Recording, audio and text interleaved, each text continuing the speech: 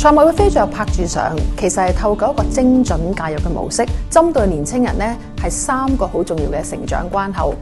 希望能夠幫到佢哋咧係向上流動噶。呢3個成長關口咧係透過咧我哋有3個 P 字咧去貫穿。第一個 P 咧就係 Proud Moment。對於啱啱咧升讀中學適應新環境嘅同學仔嚟講咧，佢哋嘅身份建立啦、自我認同感咧係好重要嘅關鍵嚟嘅。我哋希望咧透過呢一個嘅項目，連同佢哋幾位嘅朋友仔一齊實踐佢哋嘅 idea， 令到佢哋有一個 proud moment 陪住佢哋成長。我向我嘅夢想邁向咗好大嘅一步，可以成就更好嘅自己，真係好正。第二個 P 咧就係 Pathways。一連串 Slash 嘅探索項目啦，令佢哋咧去到從社區啦，甚至乎係職場去到接軌嘅，拉闊咧佢哋對社區甚至乎係工作嘅想像。以 virtual internship 嘅模式去進行實習，係俾同學去體驗新式嘅工作環境。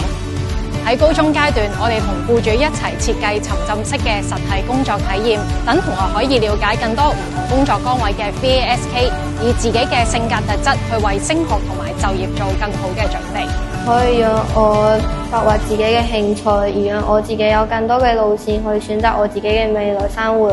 而唔係只係讀書。原來我都冇話太高估咗自己，甚至之前我覺得係低估咗自己。第3個 P 咧就係 Progress 啦。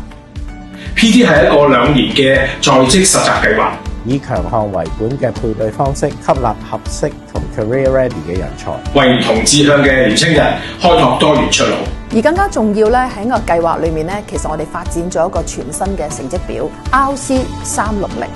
傳統嘅成績表就好似一張黑白照，咁就係記錄咗同學嘅主要就係學業嘅成績。但係 RC 360呢份成績表咧，好似一個彩色嘅影片，去追蹤住學生唔同階段佢嘅努力、佢嘅經歷，可以咁客觀咁咧去描繪一個同學嘅潛能。我希望每一個學生日後打開呢一張 RC 360嘅時候咧，都係好開心咁樣打開，因為呢張成績表咧係記錄咗過去1年佢嘅付出啦，同埋亦都係睇到咧未來發展其實有啲乜嘢嘅啟示。I feel like my future can be bright and successful as I will open doors to new opportunities.